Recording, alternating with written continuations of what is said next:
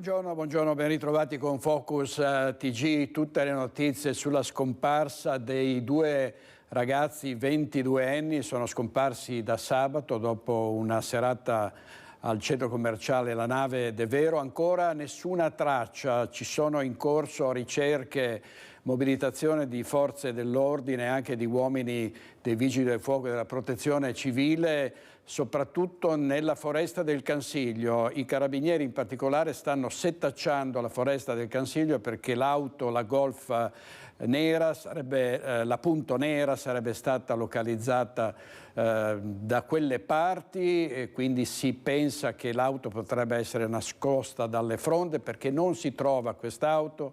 È proprio sparita dalla circolazione. Si sta cercando anche a Bolzano, nel Meranese e in Alto Adige, sempre in provincia di Bolzano, a Dobbiaco e a San Candido, ma ci colleghiamo subito con Ilaria Marchiori che si trova a Vigonovo, dove abitano i genitori di uno degli scomparsi. A te Ilaria.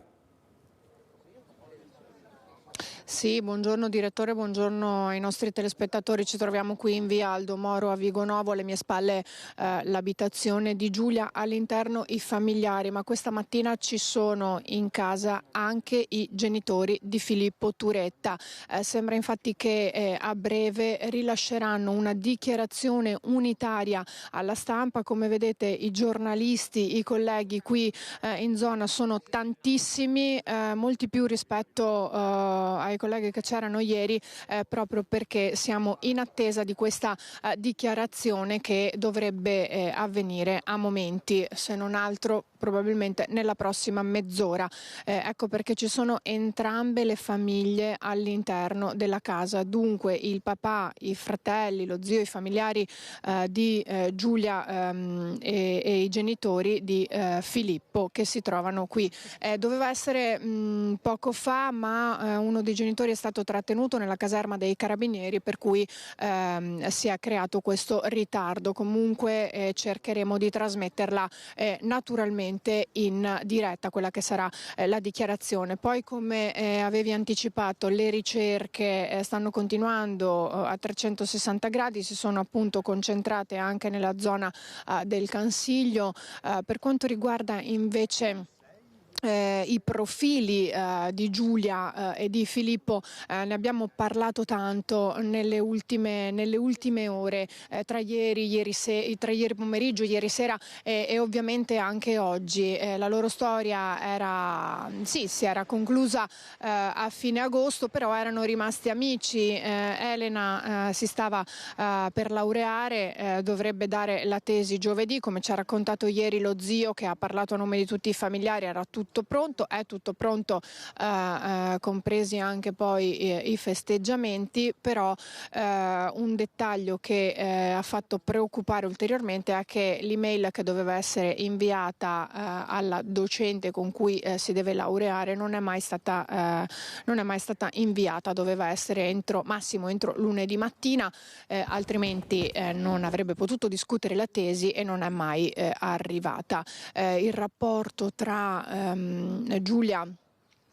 il rapporto tra Giulia e Filippo era comunque rimasto un rapporto d'amicizia, anche se i genitori di lui hanno raccontato che aveva sofferto molto per questa rottura, e la sorella di Giulia, Elena, la sorella maggiore che studia all'estero e che ovviamente è rientrata, aveva detto che appunto Giulia le aveva raccontato che da alcuni suoi messaggi lui sembrava abbastanza geloso e un po' pressante, tanto che lei le aveva consigliato di prendere un distacco, però ha dichiarato continuava a uscire con lui perché le faceva pena, insomma probabilmente voleva anche aiutarlo, dal momento in cui lui tra l'altro doveva terminare, gli mancavano pochi esami all'università, visto che studiavano insieme alla facoltà di ingegneria, e poi si sarebbe laureato anche lui. Lei gli dava probabilmente una mano, ma ultimamente, come ci ha raccontato anche lo zio ieri nell'intervista, aveva un po' mollato la presa, perché appunto si era dedicata anima e corpo alla realizzazione della tesi. Ecco, al momento questi sono gli aggiornamenti qui da Vigonovo. Nel momento in cui ci sarà questa dichiarazione congiunta da parte delle due famiglie, naturalmente vi avviseremo.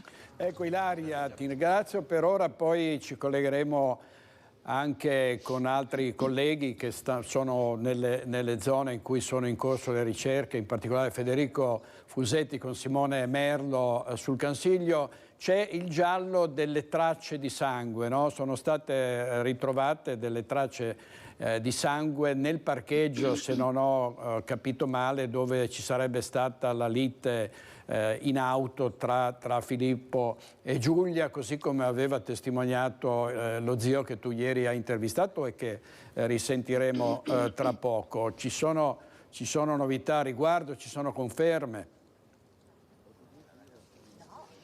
Allora, direttore, in realtà queste tracce non sono state trovate in quel parcheggio, che è proprio poco distante qui dall'abitazione e dove il vicino di casa avrebbe assistito a questa discussione, ma sono state trovate in zona industriale a Fossò, dunque poco distante da qui, e non è però, è importante sottolinearlo, ancora stata confermato un collegamento con Filippo o Giulia.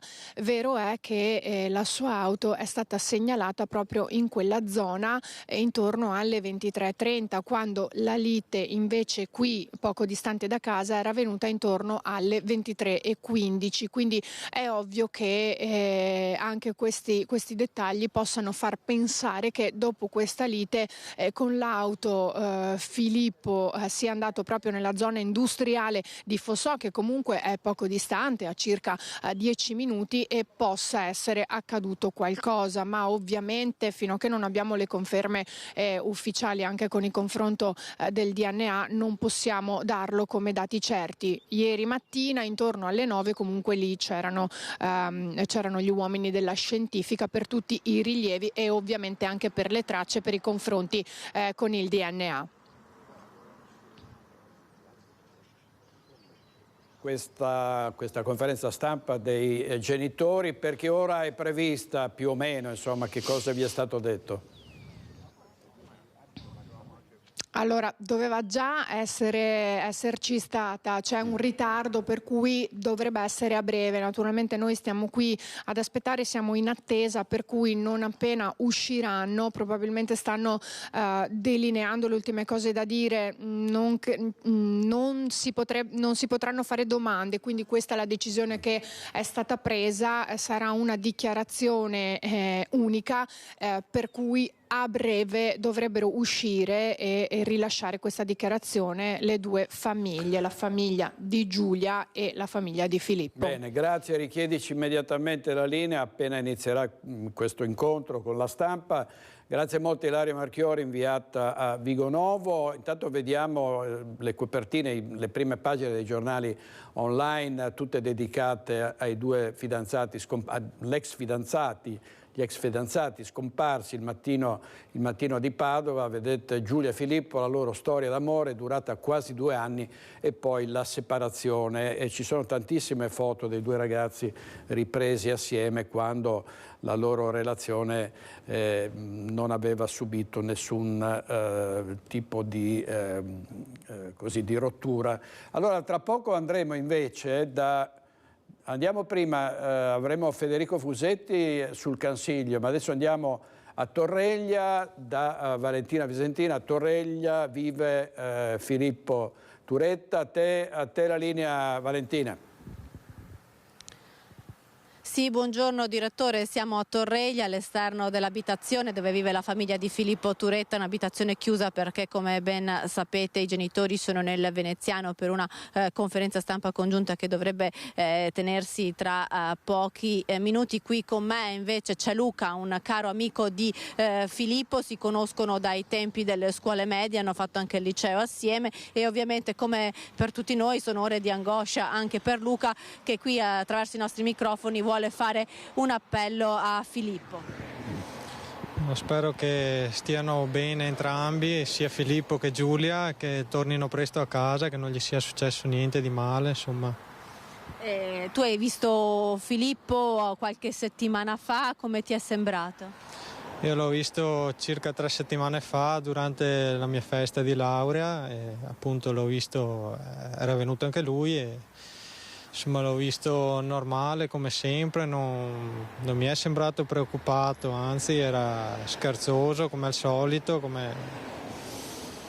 C'era rimasto male per la fine della storia con Giulia che si era conclusa ad agosto? Sì, si erano lasciati in agosto circa e so che insomma, aveva avuto un brutto periodo e c'era rimasto parecchio male, era parecchio triste. Infatti eravamo andati sia io che dei miei amici a consolarlo, avevamo cercato insomma un po' di aiutarlo in questo momento difficile e sembrava insomma che gli fosse un po' passato, che stesse meglio nell'ultimo periodo. C'era stato qualche motivo in particolare per la rottura, per la fine di questa storia che insomma durava da qualche tempo? Sì, so che sono stati insieme circa un anno e dopo non so bene i motivi per cui si sono lasciati e so che Giulia aveva avuto un po' un brutto periodo, ancora l'anno scorso aveva perso la mamma e probabilmente non se la sentiva di andare avanti con Filippo, aveva avuto appunto questo brutto periodo. Senti, Filippo era un grande appassionato di trekking, in queste ore le ricerche dopo gli alert della targa al confine con il Friuli Venezia Giulia si stanno concentrando nei boschi del Cansiglio, era una zona che lui conosceva? Che io sappia no, so che solitamente andava a camminare qui in zona sui colli dove abitava e so che nel periodo estivo magari andava a camminare, a fare trekking sulle Dolomiti, era andato con la sua famiglia a camminare appunto in zona Cortina, sulle 3 cime di Lavaredo, insomma era una zona che frequentava più che altro nel periodo estivo. Grazie a Luca per questa sua testimonianza, anche per l'appello che ha rivolto a Filippo. Da Torreglia è tutto, restituisco la linea allo studio. Valentina, volevo chiederti ancora riguardo a Filippo, si è detto che appunto la fine della relazione l'avesse provato molto e che oggi sui giornali c'è scritto che non mangiava più o che comunque mangiava meno, era in una fase di depressione. Da quello che ha detto il suo amico non risulterebbe... Chiediamo a Luca se... Luca, ti risulta che Luca stesse un po' male anche in questo periodo? Scusa, che Filippo stesse un po' male in questo periodo, che mangiasse anche un po' meno proprio perché non era ancora pienamente ripreso dalla fine della storia, o tu quando l'avevi visto per la tua festa di laurea l'avevi visto insomma più in forma? No, io l'ho visto appunto l'ultima volta alla mia festa, mi è sembrato appunto normale, non mi è sembrato appunto triste, è normale come sempre. Ecco, queste sono appunto le osservazioni. Luca ha visto Filippo circa 3 settimane fa per la sua festa di laurea. Filippo che si stava concentrando ora negli esami, ne mancavano giusto 2 o 3 per completare il corso di studi. Circa 3 esami. Mancavano circa 3 o 4 esami, non di più. Anche lui era prossimo alla laurea. Quindi un percorso di studi regolare come quello di Giulia, che invece si doveva laureare giovedì dopo domani, e infatti proprio ieri mattina doveva spedire la sintesi, l'estratto della sua tesi alla professoressa per la discussione. Ovviamente adesso sono ore cruciali per le ricerche che sono spostate ovviamente non nel territorio di Torreglia, ma anche qui questa comunità si interroga ed è in pena per questi due ragazzi. Grazie molte Valentina, grazie molte. Ci sentiamo più tardi, richiedici la linea se ci dovessero esserci novità. Intanto vediamo anche dal Gazzettino la prima pagina, vedete, riprese le ricerche di Giulia e Filippo, i carabinieri setacciano la foresta del Cansiglio e anche il fiume Brenta. Una delle ipotesi che si stanno facendo è che l'auto che non si trova, non si vede nemmeno dagli elicotteri, possa essere finita in un corso d'acqua, però più probabilmente i carabinieri sperano setacciando la foresta del Cansiglio, di ritrovare questa vettura. I militari dell'Arma stanno anche concentrando le verifiche nella zona di confine con il Veneto, proprio perché arrivava dalla Pordenonese l'auto, la Punto Nera. Nella provincia di Pordenone i rilevatori di targhe elettroniche hanno registrato il passaggio nella giornata di domenica nell'area che è quella della Pedemontana vicino a Polcenigo. Grande attenzione focalizzata, come vi dicevo, anche sul Cansiglio, dove i carabinieri stanno setacciando la foresta, e ci colleghiamo con il nostro inviato Federico Fusetti. A te Federico. Buongiorno direttore, buongiorno ai telespettatori. Come hai detto, le ricerche in questo momento sono concentrate anche proprio dove siamo noi. Noi siamo proprio al confine tra le province di Treviso e di Pordenone, tra Caneva e Polcenigo, quindi è proprio come hai detto tu, questa è la zona di confine tra il Friuli Venezia Giulia e il Veneto, tra la provincia di Pordenone e quella di Treviso, dove è stata vista transitare, grazie al sistema di rilevamento Targa System, che è, lo conosciamo insomma un po' tutti, quel sistema che in tutti i paesi o quasi in tutti i comuni prevede delle telecamere che leggono le targhe, e poi se si inserisce un numero di targa specifico, e qui parliamo dell'auto di Filippo Turetta, una grande Punto Nera, automaticamente questo sistema dice se quella targa è transitata nella zona. Quindi grazie anche a Simone Merlo vi faccio vedere che questa è la zona tra le due province. Lì in alto c'è il Bosco del Cansiglio, come vedete è anche un'area molto molto vasta, qui ne vediamo solo una piccola fetta. Il tempo è nuvoloso tra l'altro, e ieri ha sorvolato a lungo l'elicottero regionale dei Vigili del Fuoco questa zona, eppure l'auto non l'ha trovata. Perché? Questa è una domanda ovviamente a quel momento non sappiamo dare risposta, però chiedo a Simone di spostarci, vi facciamo capire perché forse l'auto non si riesce a vedere, perché in questa zona è pieno di queste strade che sono stradine piccole che entrano nel bosco. Grazie a Simone che mi segue, sono stradine impervie, alcune anche asfaltate, alcune non asfaltate. Guardate, abbiamo fatto forse una trentina di metri, non di più, rispetto alla strada, e già qui abbiamo tutti gli alberi e gli arbusti che coprono. Qui è veramente difficile individuare anche dall'alto un'auto. Poi questa stradina, che è tranquillamente percorribile anche in auto, si inerpica, entra nel bosco, e ovviamente tutto diventa più difficile se si sta cercando un'auto o qualcosa. Quindi ecco, questa potrebbe essere una delle tante ipotesi, naturalmente non abbiamo conferme, però insomma viene da pensare che potrebbe essere un motivo per cui l'auto non si trova. E poi sempre grazie al Targa System, altra zona, l'hai accennato direttore, nella quale si stanno concentrando le ricerche, anche quella di San Candido, di Dobbiaco, quindi siamo al confine tra le province di Belluno e l'Austria direttamente. Anche lì evidentemente c'è stato un passaggio dell'auto rilevato grazie al Targa System. Ecco, insomma, vi abbiamo un po' mostrato proprio visivamente qual è la situazione qui vicino al Bosco del Cansiglio.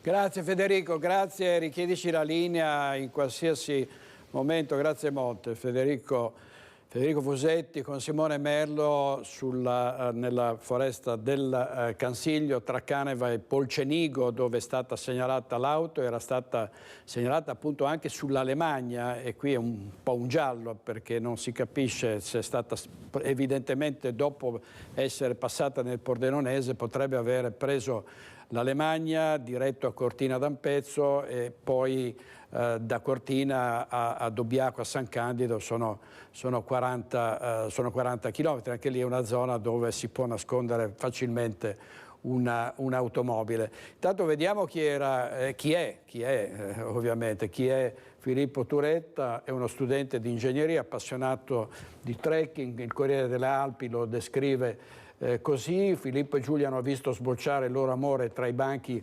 dell'Università di Padova, ingegneria biomedica, un percorso lineare, quello del giovane, con pochissimi esami di ritardo, ma come succede a gran parte degli studenti. Filippo vive a Torreglia con la famiglia, da sempre residenti in via Barbieri. I Turetta si sono trasferiti nel centro del borgo collinare, in via Mirabello, nell'appartamento che fu del nonno del 22enne.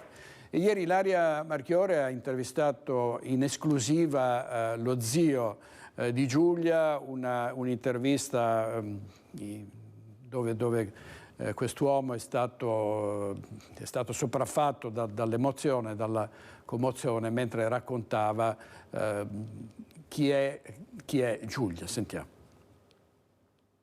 Filippo e Giulia, fatevi sentire, noi vi aspettiamo a braccia aperte, qualsiasi cosa sia successa.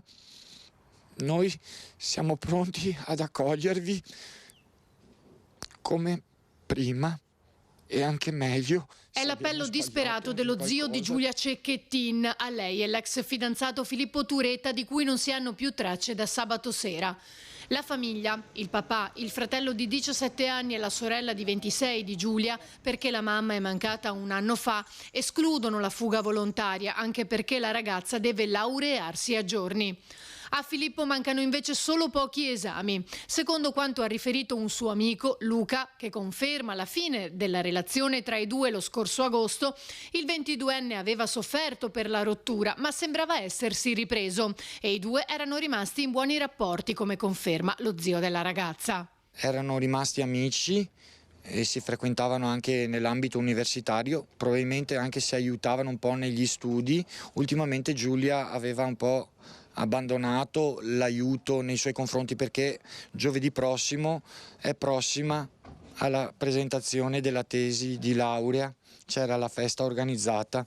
Sabato sera però, dopo essere stati alla Nave de Vero a Marghera, i due avrebbero litigato verso le 23:15 in un parcheggio di Vigonovo, poco distante dall'abitazione di Giulia in via Aldomoro. A 50 metri da casa, a quell'orario, una persona che stava fumando nel suo poggiolo ha sentito delle grida di dolore, di richiesta anche un po' di aiuto da parte di una ragazza.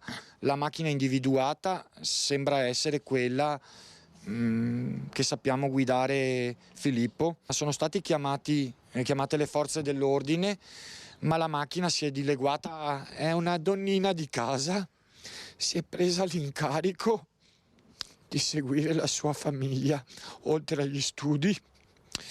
Insieme alla nonna teneva in ordine la casa, la Sono ore di angoscia per le famiglie dei due ragazzi. Il papà di Filippo, accompagnato da un'altra persona, è stato ascoltato nel primo pomeriggio dai carabinieri di Teolo.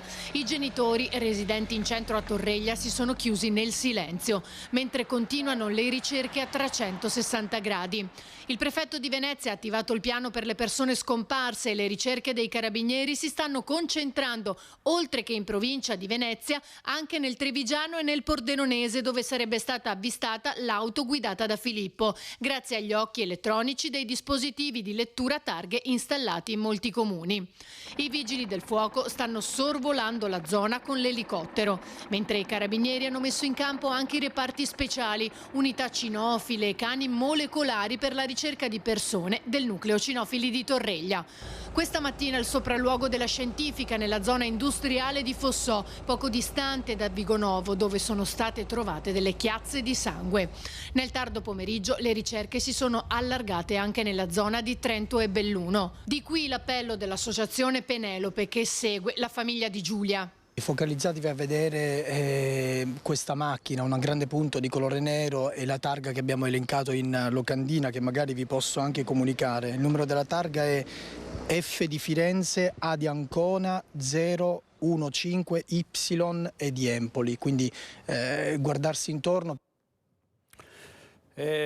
Qualsiasi segnalazione ovviamente è utile per le indagini, quindi chi dovesse aver visto quest'auto lo faccia sapere ai carabinieri o alla polizia. Intanto tutti i giornali ovviamente si sono concentrati su questo fatto, anche le televisioni, ci sono tante troupe anche di televisioni nazionali che sono arrivate in Veneto. Vediamo il servizio che ha mandato in onda la RAI, c'è il padre di Filippo, sentiamo. Proseguono le ricerche, hanno esteso le ricerche a tutto il Trentino e il Bellunese e basta. Così il papà di Giulia Cecchettin all'uscita della caserma dei Carabinieri di Vigonovo nel Veneziano, della ragazza e del suo ex fidanzato Filippo Turetta, entrambi 22enni, non si sa più nulla da sabato sera. Avevano cenato insieme in un centro commerciale a Marghera, poi sono stati visti litigare in un parcheggio davanti a casa di lei. Un vicino di casa, mentre fumava, ha sentito le grida di Giulia, che è stata trattenuta in macchina da Filippo, che poi si è dileguato. A me questi ragazzi gelosi che vengono lasciati non mi piacciono, non posso dire altro. Mentre le ricerche proseguono nell'area industriale di Fossò, a pochi chilometri da Vigonovo, chi lavora nella zona racconta di aver visto i carabinieri effettuare lunghi rilievi in una strada tra fabbriche e capannoni. Sull'asfalto si intravede qualche traccia di sangue. Ho chiesto ai carabinieri come mai non potevo accedere, mi hanno detto guarda è successo qualcosa di molto grave e gli ho detto scusa posso capire cosa è successo, ho detto no mi dispiace ma possiamo solo dire che è successo qualcosa di molto grave e nulla di più. E questo è il servizio è andato in onda su TGR Veneto, il servizio di Davide Calimani. Adesso in attesa di sentire i genitori nella conferenza stampa che dovrebbe tenersi tra pochi minuti a Vigonovo, le due famiglie congiunte che parleranno con i giornalisti. Vediamo un altro fatto increscioso, a dir poco increscioso, che è accaduto a Padova, una ragazza di 16 anni aggredita, bullizzata da sue coetanee. Al momento non sono ancora state denunciate, ma sono state identificate dagli agenti della squadra mobile le bulle che sabato pomeriggio dietro al Duomo hanno preso a schiaffi una 14enne padovana, umiliata davanti ad altri ragazzi, costretta ad inginocchiarsi, tirata per i capelli. Anche la procura dei minori di Venezia è stata informata. A rischiare grosso è la cappetta del branco che dà ordini e anche l'amica che esegue e schiaffeggia la 14enne. Due ragazze della Padova Bene che frequentano un istituto privato, ma potrebbero essere denunciate anche chi ha bloccato il monopattino della vittima e lo ha requisito impedendole di scappare e ovviamente chi ha girato il video e lo ha diffuso nelle chat facendolo diventare virale con lo scopo di umiliare ulteriormente la 14enne che sta vivendo giornate davvero difficili. La studentessa di un liceo del centro è sotto shock, è stata sottoposta a visite mediche e la famiglia si è rivolta ad un avvocato. Sembra non conoscesse personalmente le bulle ma solo di vista. Cosa abbia fatto scattare la loro violenza nei suoi confronti non è ancora stato accertato, pare si tratti di un commento espresso sui social. Le immagini del video, che dura quasi 1 minuto e mezzo, raccontano una dinamica agghiacciante che dipinge un quadro sconfortante degli atteggiamenti di questo gruppo di adolescenti che dietro a visi truccati e capelli sempre in ordine nascondono cattiveria e spregiudicatezza. Per la 14enne vittima di bullismo una vicenda che farà fatica a dimenticare. Andiamo avanti con la cronaca. 7 persone, tra cui 2 minorenni, sono rimaste intossicate all'alba di oggi a Concordia Sagittaria a causa di un probabile cortocircuito di un elettrodomestico che poi ha preso fuoco. Sul posto i vigili del fuoco di Portogruaro, La Tisana e Mestre con 2 autopompe e con altri mezzi hanno rapidamente spento le fiamme divampate al piano terra dell'abitazione disposta su 2 livelli, evitando il coinvolgimento dell'intera struttura. La famiglia uscita dall'abitazione è stata assistita dagli operatori sanitari del SUEM e trasferita in pronto soccorso per accertamenti a causa dell'inalazione del fumo nelle prime fasi del rogo, mentre i vari componenti si stavano svegliando di soprassalto. Vedete che i danni sono particolarmente seri. E c'è stata molta paura per un 65enne caduto in acqua lungo il canale Vittorio Emanuele a Venezia, dopo che aveva perso il controllo della propria barca andando a sbattere contro un palo di delimitazione. Sono incidenti molto frequenti a Venezia, in laguna. A soccorrerlo, mentre il barchino girava in tondo privo di controllo, i marinai di un mezzo di trasporto pubblico e di un motoscafo turistico. Sul posto la capitaneria di porto, l'imbarcazione era letteralmente impazzita, è stata poi recuperata e portata in un cantiere e ha danneggiato leggermente il motoscafo turistico. Gli agenti della polizia locale di Jesolo hanno sventato ieri sera un furto ai danni di un albergo del Lido di Jesolo. L'intervento è avvenuto intorno alle 21 dopo la telefonata del gestore della struttura nei pressi di Piazza Mazzini. L'uomo a sua volta era stato avvisato da un vicino. L'imprenditore aveva segnalato la presenza di una persona che stava tentando di forzare le porte e le finestre dell'edificio. Gli agenti che sono giunti sul posto in brevissimo tempo hanno notato una persona vestita di scuro e con un cappuccio calato sulla testa, arrampicata su un montante metallico adiacente al muro perimetrale dell'albergo. L'uomo è sceso velocemente all'ordine di fermarsi e ha cercato di fuggire, ma è stato raggiunto dagli agenti. Stringeva in mano una barra metallica, ha tentato di sfuggire alla cattura minacciando gli agenti, ma è stato catturato. È un quarantenne della zona che ora è indagato dalla Procura di Venezia per tentato furto e resistenza a pubblico ufficiale. Ed ora una rapina, siamo a Cornedo nel Vicentino, ad un furgone carico di sigarette, una rapina che è stata sventata dal tabaccaio che le stava trasferendo a Valdagno. L'uomo rimasto ferito è riuscito a far fuggire i malviventi.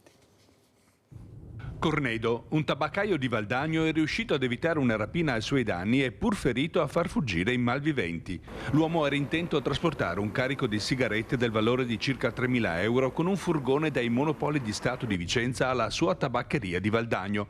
Un percorso abituale per rifornirsi di sigarette, che questa volta però è stato seguito dai rapinatori intenzionati a cogliere un momento propizio. Infatti verso le 11 i due malviventi hanno approfittato di una sosta a Cornedo del tabaccaio in un piazzale lungo la provinciale 246. L'uomo aveva parcheggiato allontanandosi dal veicolo per effettuare una commissione. I due hanno quindi forzato il portellone del furgone impossessandosi dello scatolone delle sigarette. Il tabaccaio però, resosi conto di quanto stava accadendo, è intervenuto di corsa affrontando i malviventi che, colti in flagrante, hanno immediatamente desistito nel loro proposito dandosi alla fuga. Abbandonato lo scatolone a terra, i rapinatori avrebbero scagliato violentemente il portellone del veicolo contro il tabaccaio, ferendolo con una prognosi di 15 giorni, rallentando l'inseguimento e riuscendo alla fine a dileguarsi a bordo di un'auto grigia. Tutti i dettagli sono stati denunciati ai carabinieri di Valdagno, che ora stanno indagando. Servizio di Daniele Garbin, state con noi perché dovremmo collegarci tra poco con Vigonovo, dove ci sarà la conferenza stampa dei genitori di Filippo e Giulia, i due ragazzi scomparsi da sabato sera. Intanto andiamo avanti, in regia ci sono oggi Francesco Cerone e Alberto Pivetta. Vediamo a Padova questa mattina in tribunale sono iniziate le udienze per le 37 famiglie arcobaleno per le quali la Procura ha impugnato, come ricorderete, l'atto di nascita dei figli registrati con il doppio cognome delle due mamme, chiedendo l'annullamento della trascrizione degli atti di nascita di figli nati da coppie omogenitoriali. A sostegno delle famiglie coinvolte è stato indetto un sit-in di fronte al Tribunale di Padova. Ci racconta tutto Francesco Rattai. Siamo davanti al Tribunale di Padova, con me c'è Irina Sciaparava che è la portavoce delle famiglie arcobaleno. Siamo qua perché oggi è un giorno molto particolare, vero Irina? Assolutamente, noi siamo venuti per le famiglie, con le famiglie, per sostenerci, per sostenerli e soprattutto per far capire al mondo intero che la registrazione alla nascita che ha effettuato il sindaco di Padova Giordani, che ringraziamo tantissimo, dal 2017 ad oggi, è un atto doveroso verso il riconoscimento pieno della genitorialità, è un atto doveroso verso la protezione di un minorenne o una minorenne che nasce, e quando ci sono due genitori che hanno voluto il bambino o la bambina, ovviamente devono essere riconosciuti come tali e non può la procura procedere con una semplice cancellazione dell'identità del minore. Oggi inizia appunto il processo che rischia di cancellare uno dei due cognomi ai bimbi che sono stati registrati appunto dal sindaco Giordani.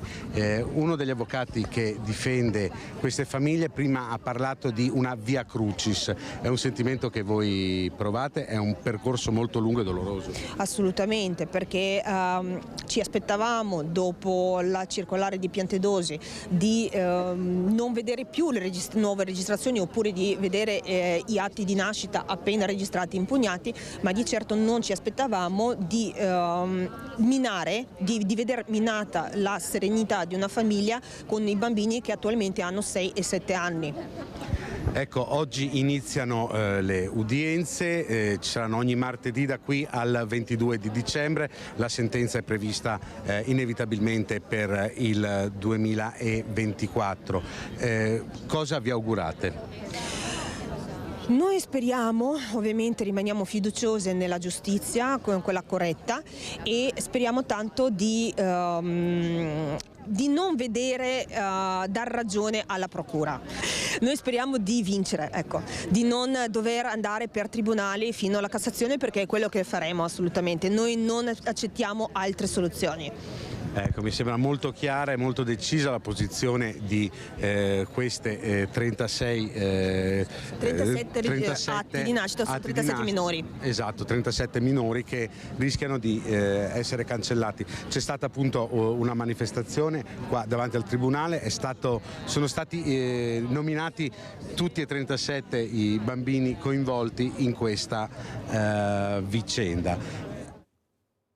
Grazie Francesco Rattai da Padova. L'escalation dei furti nella Marca trevigiana e non solo, in tante province imperversano i ladri, sono almeno una decina le case prese di mira dai ladri a Ponzano, dove ci sono apprensione e paura ovviamente. Adriano Torresan si è trovato i delinquenti proprio di fronte ed erano in 4, un comando di 4 persone, vediamo.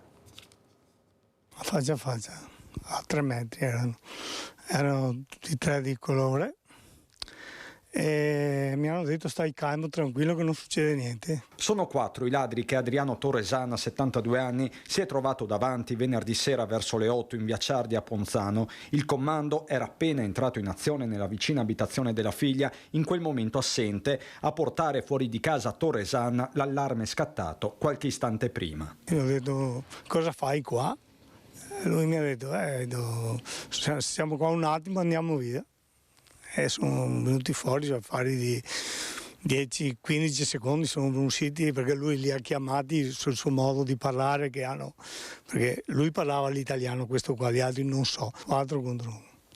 Magari c'avevi qualcosa, ma forse è stato meglio così perché non si sa mai cosa può succedere con quelli là. I delinquenti hanno colpito in tutto il vicinato alla ricerca spasmodica di contanti, nel mirino anche i salvadanai di alcuni bambini. Hanno preso i soldi che erano i salvadanai dei bambini e hanno cercato l'oro, hanno preso quello che hanno trovato. In altre case dove non hanno trovato niente hanno preferito distruggere la casa e infangarla proprio per disprezzo dell'abitazione e del valore che ogni persona invece ripone sui propri beni. Dopo via Ciardi la banda si è è spostata tra i campi di Merlengo in via San Bugo, dove si sono mosse la pattuglia della polizia locale e i carabinieri, una vera e propria mobilitazione. Sono arrivati da Nervesa, da Volpago, da Montebelluna e si è giunto anche un mezzo da Treviso. Nel frattempo i malavitosi sono spostati in area nord, in via San Bugo, lì si è tentato anche di preparare una trappola, ma sfortunatamente nel buio e nel fango dei campi si sono dileguati. La zona è nel mirino. Casa Torresana, per esempio, è stata visitata dai ladri meno di un anno fa. Mia figlia ha detto che adesso o vende la casa perché ha paura, è da sola, o vorrebbe mettere le inferriate, quelle là esterne, di ferro, così per darci un po' di tranquillità, ma se vogliono ti fregano lo stesso. Se vogliono ti fregano lo stesso, ormai la rassegnazione di persone che addirittura arrivano a dover vendere la propria abitazione colpita più volte da questi predoni. Sono ladri scatenati, ma i vandali fanno la loro parte. Ieri imbrattato un palazzo storico di Bassano del Grappa in centro e vandalizzato anche il cortile di una scuola media Romano Dezzolino, e ci colleghiamo con Chiara Gaiani, che vedo insieme al sindaco. A te Chiara. Direttore, buongiorno ai telespettatori. Si sono proprio davanti alla scuola oggetto di questo pesantissimo e proprio anche brutto atto di vandalismo, con il sindaco di Romano Dezzolino, Simone Bontorin, che ringraziamo. Pensate, ad accorgersi di quanto accadeva sono stati dei cittadini che stavano passeggiando domenica pomeriggio, altrimenti i ragazzi sarebbero arrivati a scuola con un cortile davvero in una situazione pazzesca, sindaco. Sì, fortunatamente quella che si chiama cittadinanza attiva, il famoso controllo di vicinato, ha funzionato. Nel pomeriggio di domenica dei cittadini mi hanno scritto chiedendomi ragione del fatto che c'era del disordine nel cortile della scuola, e su questa segnalazione ho avvisato il preside chiedendo di mandare un collaboratore a verificare che cosa fosse successo. Da lì abbiamo avuto notizia e immagini di tutto quello che era successo all'esterno della scuola, nel cortile, e anche nei tentativi di effrazione delle porte secondarie delle classi. Perché vi siete trovati davanti davvero una scena terribile, bidoni della spazzatura buttati per terra, addirittura appunto delle porte danneggiate. Sì, la cosa che più era visibile erano i bidoni, tutti i bidoni della spazzatura rovesciati, tutti i sacchetti di immondizia buttati qui e là, e le strutture che sostengono i pagliericci della locale associazione arcieri, che sono a 50 metri dalla scuola, trasportati e usati come arieti nel tentativo di entrare all'interno delle classi. Quindi anche un lavoro che non è semplice e non è fattibile da una o poche persone, quindi anche questa necessità di una certa prestanza fisica. Ecco, i ragazzi non hanno visto niente perché in tempo di record è stato sistemato tutto. C'è stato anche un tentativo da parte dei vandali di metterci la cosiddetta pezza, vero sindaco? Allora, tutto questo è successo nel pomeriggio di domenica, abbiamo diffuso sui social le immagini e anche lo sdegno per questa attività. Nella notte tra domenica e lunedì qualcuno si è introdotto all'interno della scuola, del cortile della scuola nuovamente, per cercare di ripristinare l'ordine. Non lo abbiamo detto volutamente in queste 24 ore perché aspettavamo che i colpevoli si costituissero. Ciò non è avvenuto. Il messaggio che hanno attaccato al portone che vedete qua dietro alle mie spalle recitava: ci scusiamo per i danni fatti, abbiamo fatto il possibile per alleggerire il vostro lavoro con degli errori ortografici, vi assicuriamo che da parte nostra non accadrà più uno scandalo del genere, ci scusiamo ancora, abbiamo capito l'errore commesso, arrivederci. Capite bene che questa cosa è stata appiccicata alla porta ieri mattina, 12 ore dopo la scoperta. Non ci è bastato, non ci basta.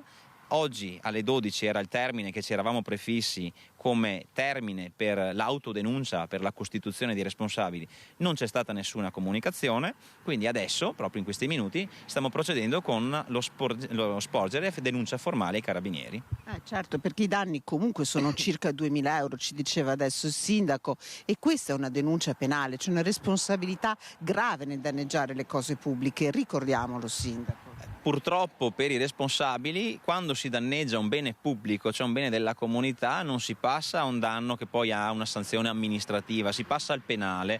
Il penale funziona sia che si tratti di un maggiorenne che di un minorenne, quindi purtroppo, non so se qualcuno potrà sentire in questi momenti l'appello, cioè era meglio se vi costituivate, perché adesso parte tutto l'iter. Abbiamo delle immagini che utilizzeremo per risalire all'accaduto.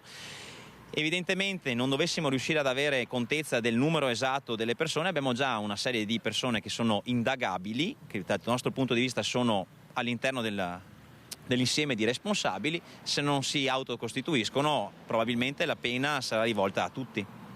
Ecco, come avete sentito, quindi ci sono, diciamo, già dei possibili sospetti per questo fatto grave. Io ringrazio per la collaborazione tecnica il collega Alessandro Costacurta, ringrazio anche il sindaco di Romano De Zelino. Ovviamente questa vicenda continueremo a seguirla e tutti gli aggiornamenti nelle edizioni di stasera. Direttore, da Romano De Zelino restituisco la linea allo studio.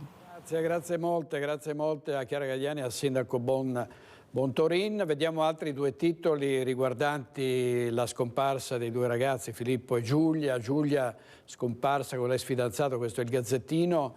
Un anno fa il dolore per la perdita di mamma Monica, morta a 51 anni. E poi ancora gli ex fidanzati scomparsi, il giallo delle macchie di sangue sull'asfalto, le telecamere diranno cos'è successo. C'è stata una lite nel parcheggio proprio a poca distanza dalla casa della ragazza e poi l'auto è ripartita, un vicino ha sentito le urla della giovane che pare sia stata trattenuta all'interno dell'auto da Filippo.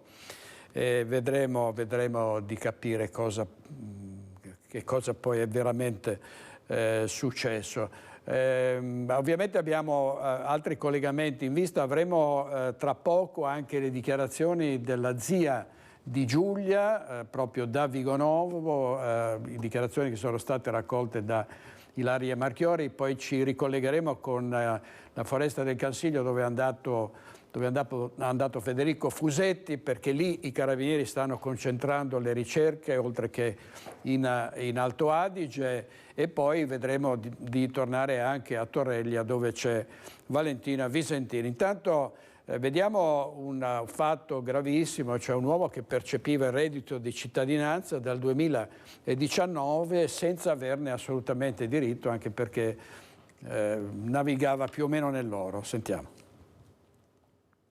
Arrestato nel 2014 per associazione a stampo mafioso, estorsione e rapina, possedeva auto e terreni, eppure da 4 anni percepiva il reddito di cittadinanza intascandosi una somma di 20.000 euro. Denunciato dalla Guardia di Finanza di Conegliano, un pluripregiudicato residente nella Marca che dal 2019 riceveva mensilmente il sussidio dopo aver presentato all'INPS una documentazione volutamente incompleta. È emerso che nella documentazione che lo stesso aveva presentato per ottenere il beneficio all'ente erogatore, all'INPS, vi erano diverse omissioni.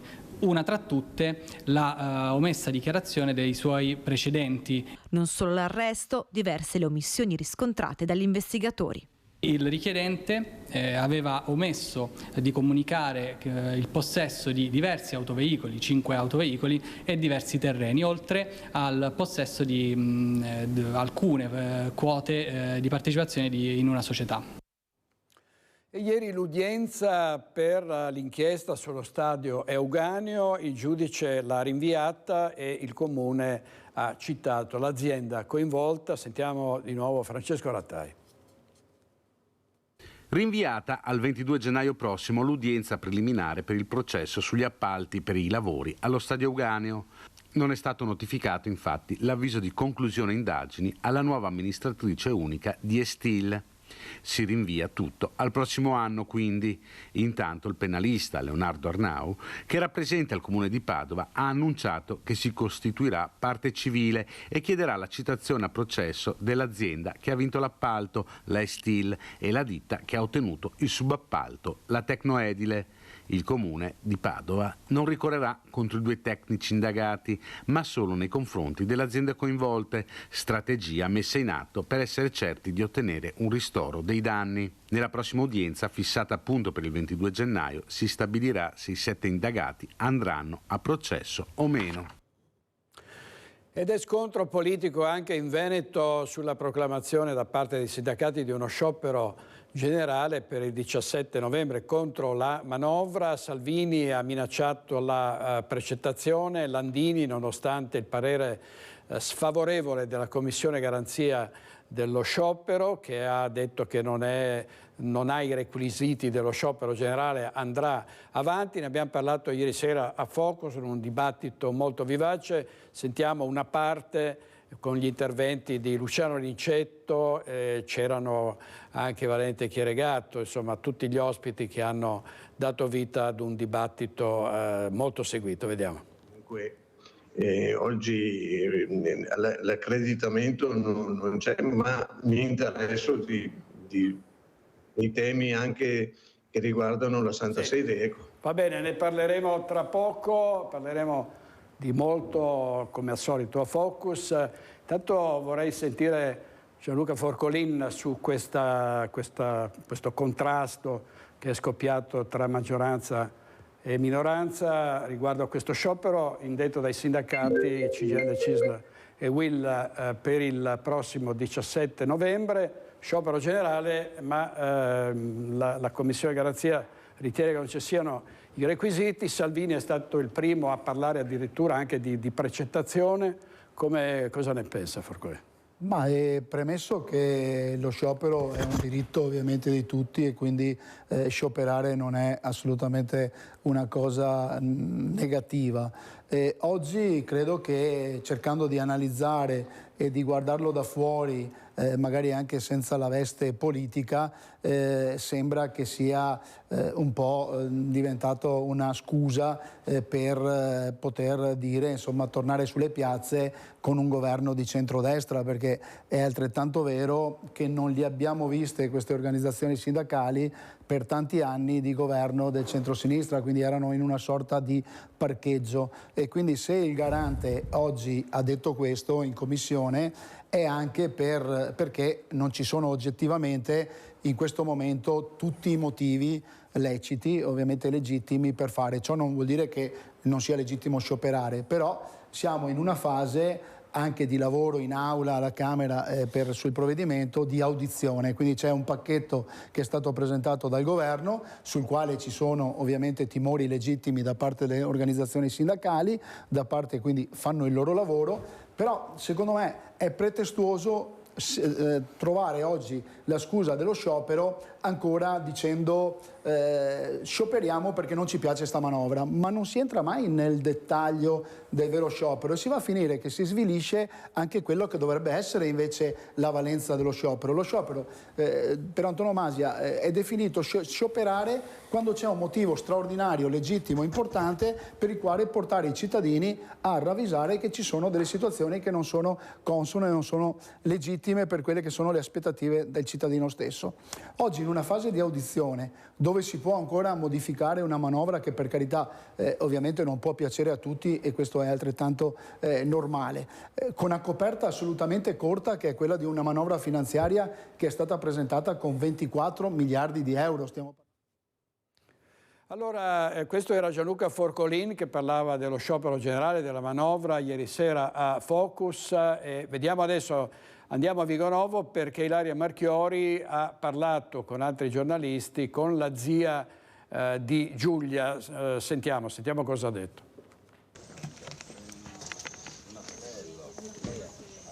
Ha detto... Niente da dirvi più di quello che vi ho già detto. Lei ha fatto un appello nei confronti di Filippo? Controlla che sia acceso. Mi sento circondata. No, sto andando a casa, sto andando dai miei genitori che sono molto anziani e hanno bisogno del nostro sostegno, quindi grazie per quello che state facendo e gli appelli li abbiamo già fatti e continuate a riproporli. Ce li ripeta lei. Che...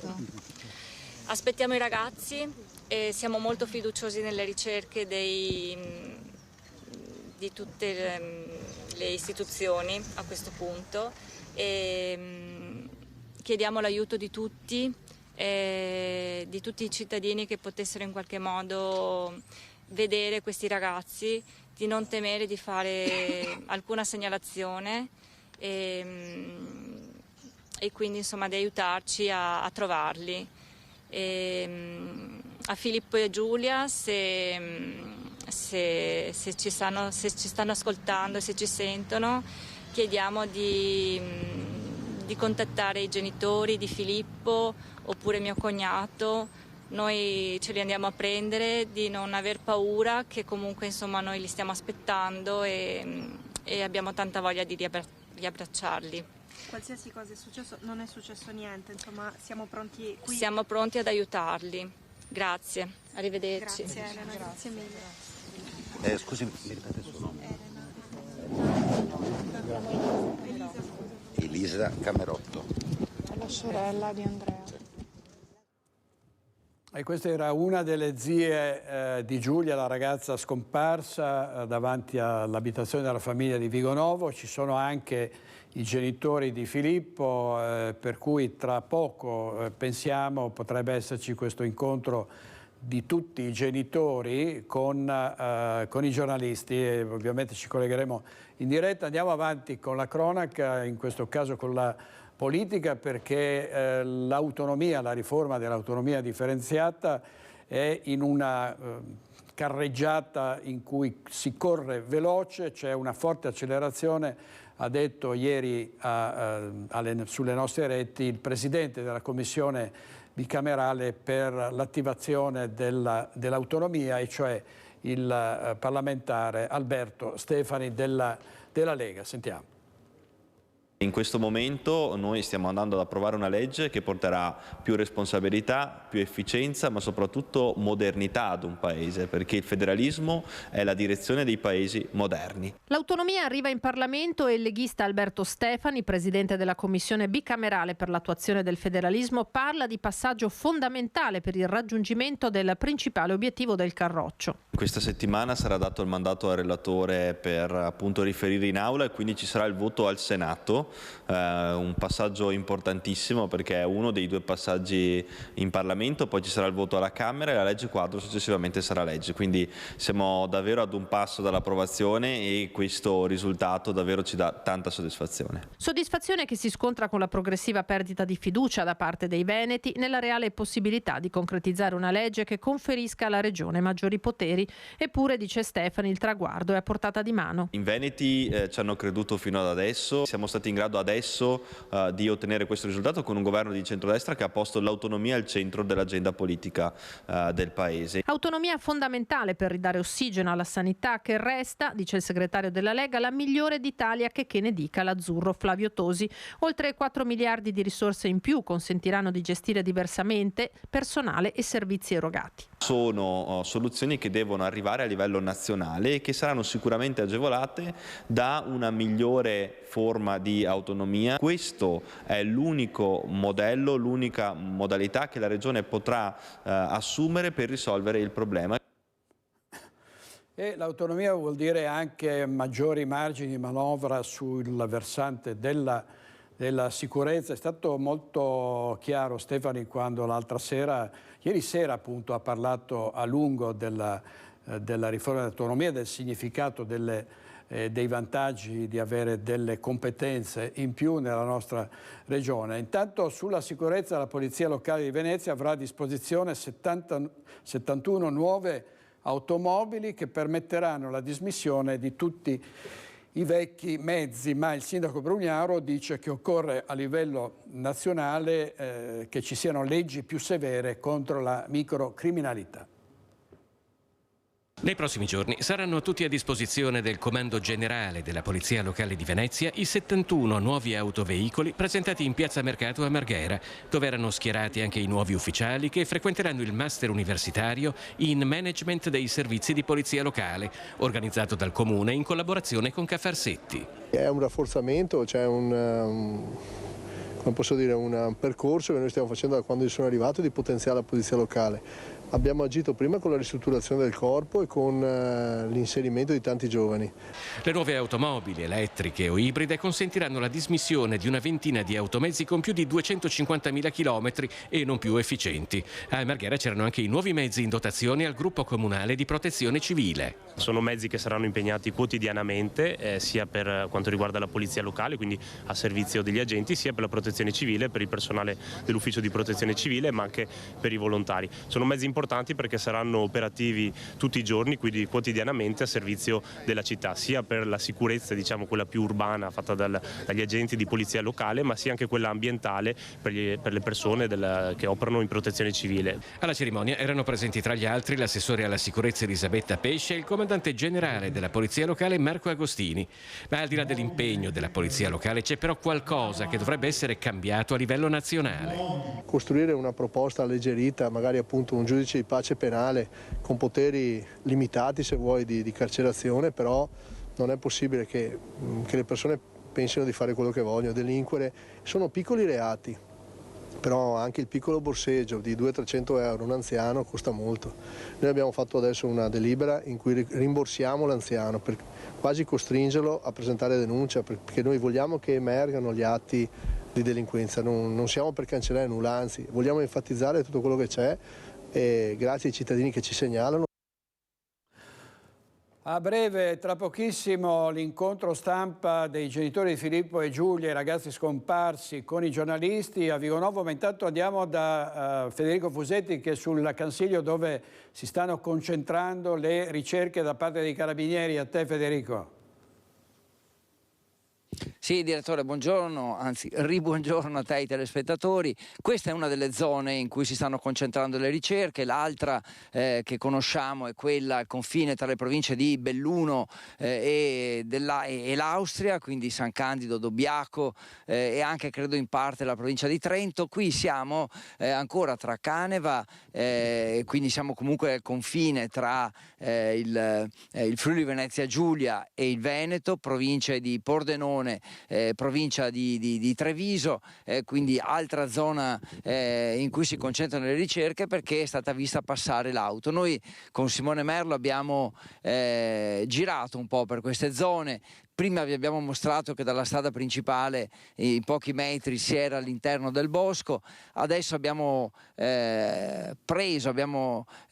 seguito una strada che vi ha appena mostrato Simone, è sterrata, abbiamo percorso alcuni chilometri, quindi parecchia strada abbiamo fatto per venire su e qui la strada per esempio si trasforma in qualcosa di più, diciamo così, più stretto, meno sterrato, meno asfaltato, quindi ovviamente più difficile per le auto poter salire di qua e qui siamo più verso Polcenigo, sempre Bosco del Cansiglio, per darvi proprio la dimostrazione di come venendo qui con l'auto è veramente facile che l'auto poi rimanga nascosta anche a chi dall'elicottero cerca di individuarla, perché insomma gli alberi ci sono qui ancora arbusti, più in là alberi veri e propri, è una strada che si fa sempre più stretta, insomma non è difficile salire di qua e nascondersi. Tra l'altro in questo nostro tragitto di alcuni minuti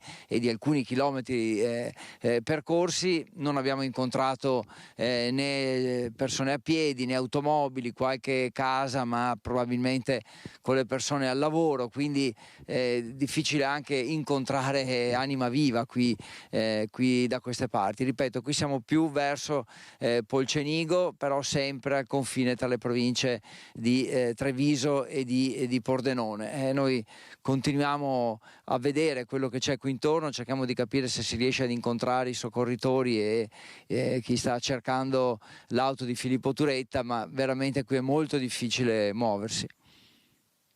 Grazie molto Federico, tra pochissimo ci collegheremo con Vigonovo per sentire i genitori dei ragazzi scomparsi, poi avremo Valentina Visentin da Torreglia con l'allenatore di volley della squadra di Filippo Turetta. State con noi, a tra poco con Focus TG.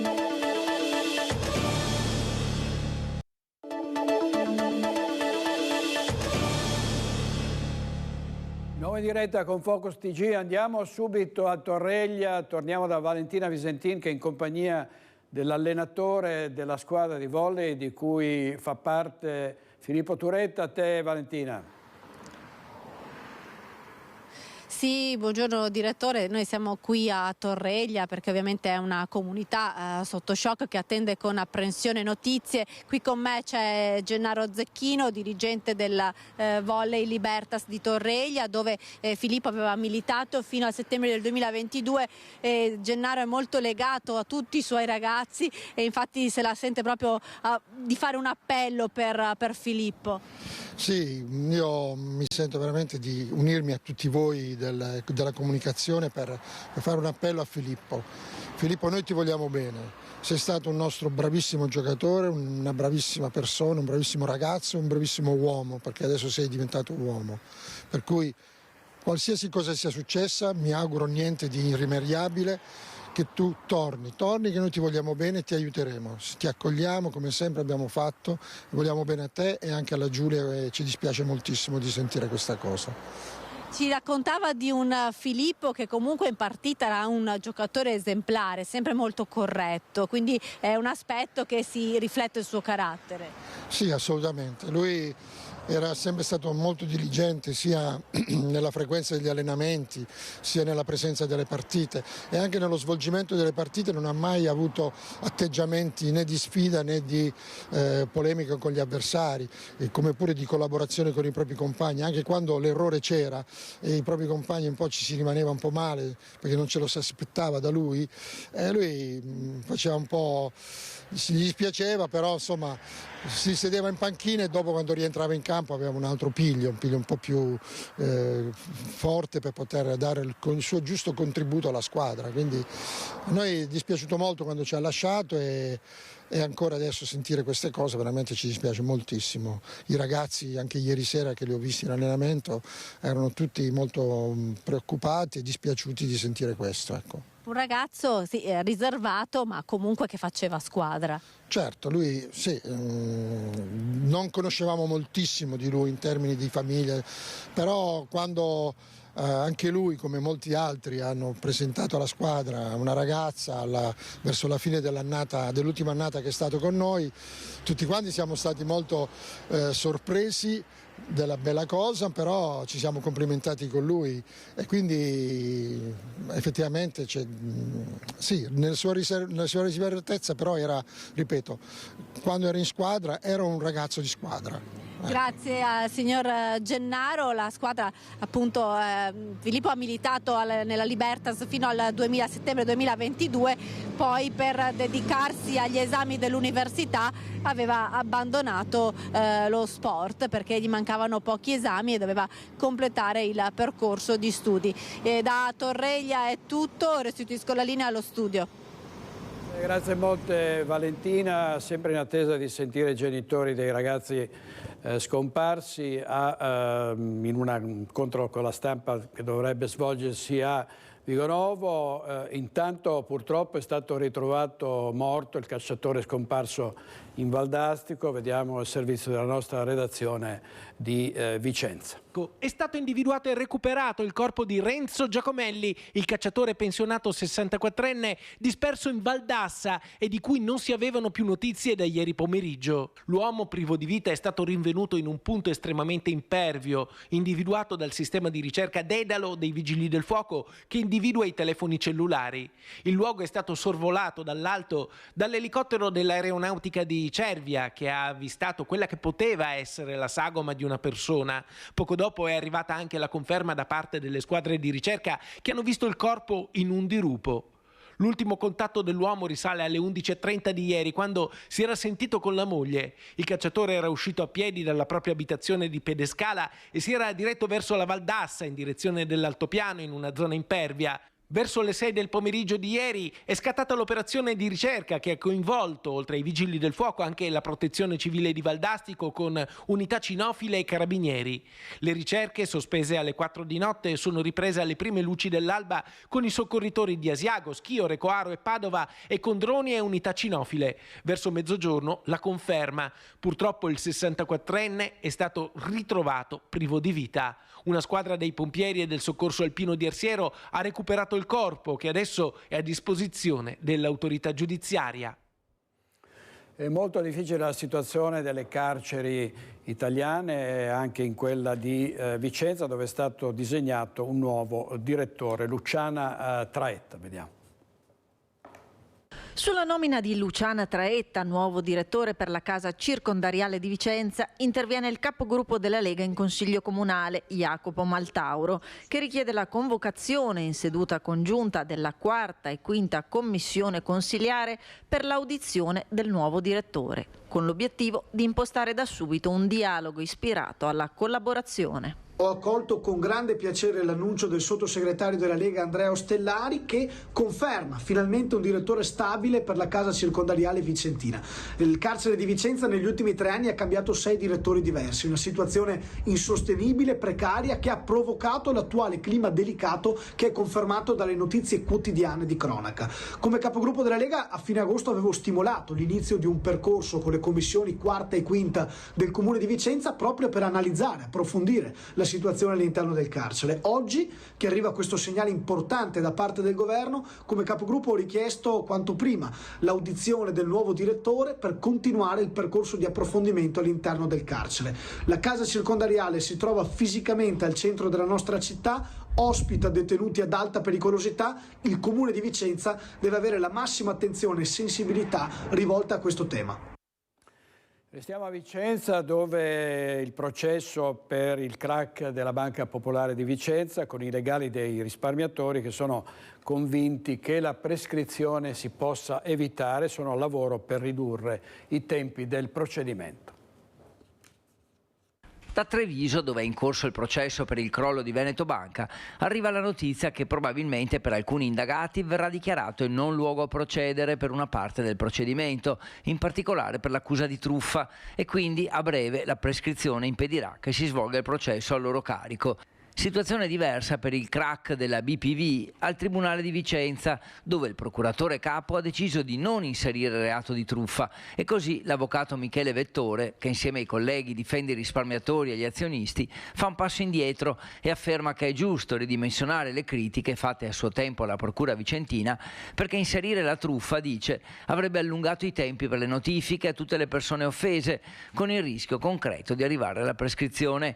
Così non è stato, e ora dunque c'è attesa anche per conoscere lo sviluppo dei procedimenti per l'ipotesi di bancarotta fraudolenta. Intanto vediamo le immagini da Vigonovo, dove davanti alla casa di Giulia Cecchettini vedete tanti giornalisti, ci sono molte truppe che sono arrivate da ogni parte d'Italia, reti locali e nazionali, perché siamo in attesa che rilascino delle dichiarazioni i genitori di Filippo e di Giulia, i 2 ragazzi scomparsi da sabato. È una dichiarazione che vengono date per imminenti. Vediamo se torneremo ovviamente in diretta con Ilaria Marchiori non appena dovessero comparire il padre e la madre di Giulia e di Filippo. Dopo le ondate, andiamo avanti con la cronaca, dopo le ondate di maltempo dei giorni scorsi, la montagna veneta cade letteralmente a pezzi, ma a Gaglio, sull'altopiano, si è portato avanti un lavoro di messa in sicurezza del territorio. Sentiamo Ferdinando Garavello. L'ondata di maltempo dei giorni scorsi ha lasciato un territorio sempre più fragile, sempre più martoriato da frane e smottamenti. Ne sanno qualcosa all'Aste Basse, dove enormi massi hanno distrutto la strada che collega la provincia di Vicenza con il Trentino. Ma ne sanno qualcosa anche a Marostica, dove sono molte le frane attivate dalle piogge di questo autunno. A Gaglio, però, un'importante arteria è stata messa in sicurezza. Grazie a Dio abbiamo avuto la fortuna, la visione e anche la lungimiranza di prendere il toro per le corna, come dico spesso io, e 2 anni e mezzo fa siamo partiti con un grande progetto di messa in sicurezza di tutta la strada che da Gaglio porta nella valle principale, la valle di Milete e di Campomulo, con un importante investimento, grazie a Dio, con contributi statali di circa 2,5 milioni di euro, che ci hanno permesso appunto di creare queste barriere paramassi che vedete alle mie spalle e garantire sicurezza a tutti i cittadini, a tutti i nostri malghesi che passano di qui per andare nelle Marche, ma soprattutto alle migliaia e migliaia di turisti che appunto frequentano d'estate e d'inverno questa meravigliosa zona. Il traffico sulla strada che porta a Campomulo e alle Melette è spesso sostenuto soprattutto nei mesi più turistici, ma in zona ci sono anche molte attività come le malghe e la messa in sicurezza risponde quindi a un'esigenza di tutto il territorio. Quindi siamo ben orgogliosi di aver anticipato i tempi. Purtroppo mi dispiace per quello che invece vedo per le altre zone, ma sono sicuro che i miei colleghi sapranno rimboccarsi le maniche ed intervenire nei tempi adeguati per mettere in sicurezza anche le loro strade. Che tipo di intervento avete fatto qui? Siamo partiti con delle reti paramassi importanti, con dei micropali in profondità per garantire appunto la resistenza. Qui c'è un impatto ambientale di un certo tipo, poi nella valle più alta invece abbiamo i paramassi ad basso impatto ambientale che già oggi sono ricoperti di erba, di verde, quindi veramente un importante ma anche un intervento nel massimo rispetto appunto dell'ambiente e della natura di Gaglio e dell'altopiano. E questo era il sindaco di Gaglio, Emanuele Munari, che spessissimo qui a Focus.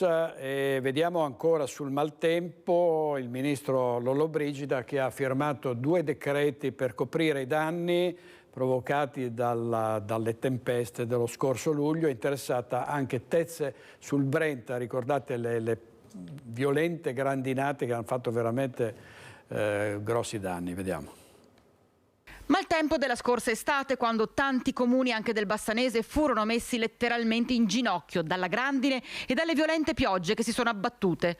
Uno su tutti, Tezze sul Brenta, con danni stimati dagli esperti degli uffici tecnici municipali che si aggirano sui 70 milioni di euro. Chi vive e lavora in paese avrà tempo sino al 1° dicembre prossimo per presentare domanda agli uffici comunali per segnalare i danni subiti al patrimonio privato e alle attività economiche e produttive a seguito degli eccezionali eventi meteorologici che dal 19 al 26 luglio 2023 hanno interessato il territorio. Intanto da Roma si sta muovendo qualcosa, soprattutto in relazione proprio al carattere di eccezionalità degli eventi calamitosi che hanno danneggiato specialmente le attività agricole. I decreti firmati dal ministro Lollobrigida, che riguardano 89 comuni del Veneto e di tutte le province, consentiranno alle aziende agricole che hanno subito danni durante le grandinate del 13 luglio e quelle comprese tra il 19 e il 26 luglio di accedere al Fondo di Solidarietà Nazionale e alle relative risorse quindi per far fronte ai danni subiti. È un aiuto concreto per tutte quelle aziende agricole che si trovano particolarmente esposte ai sempre più frequenti eventi atmosferici avversi. Oggi in regia Francesco Ceron con Alberto Pivetta, ancora sul territorio, vediamo a Castelgomberto vengono sistemate 2 strade, via Vanzetti e via Bocca, questo grazie ai finanziamenti ottenuti dalla Regione del Veneto. Vediamo. Castelgomberto, dissesti in via Vanzetti e in via Bocca, ma adesso arrivano i fondi per intervenire. Abbiamo ottenuto un finanziamento di circa 63.000 euro per quanto riguarda il territorio nostro che è franoso, in via Bocca e in via Vanzetti. I fondi regionali sono un balsamo da 63.700 euro, risorse preziose per sistemare le 2 strade. La comunicazione è arrivata dall'assessore veneto alla difesa del suolo e alla mitigazione del rischio idrogeologico, Giampaolo Bottacin. Il contributo servirà a sistemare alcuni tratti dei versanti stradali delle 2 vie collinari dove c'è un pericolo caduta massi che adesso, grazie a questi fondi, dovrebbe essere risolto. Non è la prima volta che il comune interviene per sistemare dei dissesti. Siamo già intervenuti sul territorio in via Castellare, in via Vanzetti, via Partigliocca e in via Cengelle. Ci dice Carlo Alberto Inghilleri, siamo sempre pronti ad andare in diretta da Vigonovo per la conferenza stampa dei genitori di Filippo e Giulia. I 2 ragazzi sono scomparsi da sabato sera, sono ore ovviamente di grande apprensione sia a Vigonovo che a Torreglia. Intanto vi abbiamo dato conto delle ricerche in corso da parte dei carabinieri in Cansiglio e anche nella zona di Dobbiaco e San Candido, e qui siamo in Alto Adige. Andiamo avanti in attesa di queste dichiarazioni, andiamo avanti con le infrastrutture, con quello che ci si aspetta di vedere presto in Veneto e nella Marca per quanto riguarda la Via del Mare e anche la questione dei cantieri sul nostro territorio, compreso quello del Bob di Cortina d'Ampezzo. Io non la considero un'opera in sospeso, cioè è proprio un'opera che sta aspettando la definizione burocratica di un passaggio che è obbligatorio, che verrà fatto. Parte dal Terraglio Est l'assessore regionale De Berti nel fare il punto sulle infrastrutture che il Veneto e la Marca attendono, ad iniziare proprio dal collegamento tra Dossona e la rotatoria del Cafoncello, opera al centro di accesi dibattiti con i comuni di Treviso e Casier da una parte e il quartiere di Sant'Antonino dall'altra, ma ritenuta strategica per alleggerire il traffico lungo il Terraglio. Nonostante se ne discuta da anni, per la vicepresidente della regione ormai i tempi sono maturi. Il progetto definitivo è pronto per andare in gara, si sta attendendo la definizione dello stanziamento delle risorse del Fondo per lo sviluppo e la coesione, con il Terraglio Est inserito come priorità. Ormai è questione sostanzialmente di poco tempo, appena verrà definito si partirà, insomma, e si potrà andare avanti. Altro fronte aperto, quello del quarto lotto della tangenziale. Qualche settimana fa è stato definito l'accordo con ANAS che dovrà stanziare le risorse della progettazione in carico a Veneto Strade. Nel momento in cui Veneto Strade è pronta con il progetto, con il Ministero faremo inserire lo stanziamento per la realizzazione. A queste opere, di cui si discute da anni, si affianca un'infrastruttura nelle ultime settimane al centro del confronto tra regione e sindaci interessati, la Via del Mare. Dopo l'aggiudicazione definitiva, sul piede di guerra i primi cittadini che temono le ricadute che questa arteria potrà avere sui loro comuni. Siamo qui per aiutare i territori, non per passare sopra qualcuno, puntualizza De Berti, che spiega come il prossimo passo sia la firma della convenzione. Nel momento in cui ci sarà un interlocutore per la realizzazione, aggiunge ancora l'assessore, a quel punto ci sarà un preliminare, si andrà avanti con le ulteriori fasi di progettazione. Allora, in quel momento apriremo un tavolo con il territorio. La mia intenzione è di monitorare la viabilità interessata, anche quella circostante, per confrontare la situazione prima e dopo la realizzazione della Via del Mare. Per vedere se le preoccupazioni dei sindaci effettivamente danno esito confermato, oppure alla fine sono preoccupazioni che potrebbero poi non rivelarsi effettive. Diamo i titoli del Corriere del Veneto, ovviamente riflettori puntati sulla scomparsa di Filippo e Giulia. L'ex fidanzato dopo la lite urlava, lui l'ha trascinata in auto, e poi la zia di Giulia che lancia l'appello, l'abbiamo dato in diretta pochi minuti fa, scomparsa con l'ex. L'amica dice: non posso pensare che le abbia fatto del male. Giulia e Filippo Turetta, lei si deve laureare giovedì, lui non mangiava più. Taglio del nastro ufficiale per la nuova rotatoria di Lanzago a Silea. Andiamo avanti su questa strada, presto nuove opere, dice la sindaca, dobbiamo garantire la sicurezza, ci sono ancora troppi incidenti. Consegniamo alla cittadinanza un'opera che è una importante messa in sicurezza, che non riguarda chiaramente solo Silea, ma anche appunto tutti i comuni limitrofi. È un nodo viario fondamentale che finalmente è stato messo in sicurezza con la collaborazione della Regione Veneto, con l'aggiunta di una pista ciclabile di collegamento verso il centro cittadino di Silea e con l'adeguata illuminazione. Un'opera completa dunque in un luogo strategico per la mobilità dell'Interland, frutto della collaborazione tra enti, regione e comune innanzitutto, per un importo complessivo di quasi 700.000 euro. Taglio ufficiale del nastro per la nuova rotatoria di Lanzago, dove fino a qualche tempo fa sorgeva il pericoloso incrocio tra la strada regionale 53 e via Callalta, e ridurre gli incidenti in una Marca sempre più maglia nera è la priorità. Certo, guardate, oltre 60 morti l'anno scorso, 2.300 incidenti, ci dicono che noi amministratori dobbiamo avere come focus principale quello della sicurezza sicurezza stradale e del benessere della viabilità e perseguire il più possibile anche quella che è la mobilità lenta, quindi le vie ciclopedonali che portano le persone in sicurezza a scegliere anche un mezzo alternativo rispetto all'auto quando possibile. Un cambio di abitudini e quindi di infrastrutture, questo l'orizzonte almeno a Silea. Stiamo già lavorando alla pista ciclabile di via Pozzetto a Sant'Elena e appunto stiamo proseguendo a stralci per completare quella che è la rete delle piste ciclabili del comune di Silea. Io vorrei chiudere il mio mandato avendo completato tutta la rete e ce la stiamo mettendo tutta. Rossella Cendron, sindaca di Silea. Andiamo in pubblicità 1 minuto e mezzo e poi torniamo di nuovo in diretta con Focus TG. State con noi.